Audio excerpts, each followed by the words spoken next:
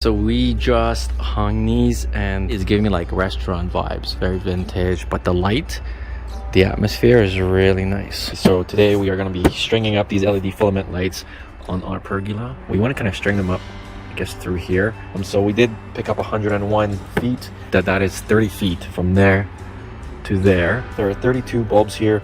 Each of them are 50 lumens, 30 lamp holders. The color is 2700K, so it gives you that normal yellowish light. Those are currently sensor lights, so they just kind of turn on their own as you walk in, but we wanted to get something more permanent.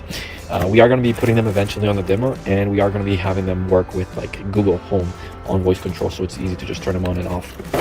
There's a lot of cable. They gave us some zip ties, and they gave us 2 replacement LED lamps. The ends are not glass. This is plastic. See, look, it's plastic. And in case you guys are wondering, they are IP65. When I say outdoor, I also mean winter resistant. Very vintage like. So now the hardest part is going to just be separating them. It's a pretty big tangled mess, but just find a big space so you can do it and plug them in, but they are bright.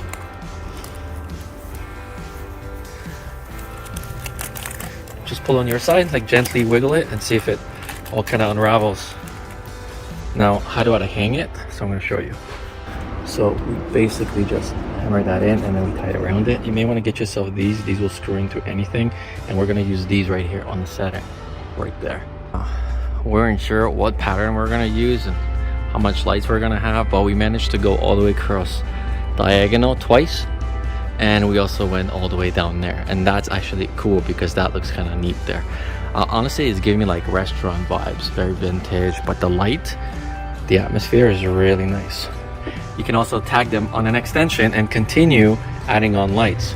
So this is a 30-foot pergola. What's most important is that it actually gives us enough light for the entire space.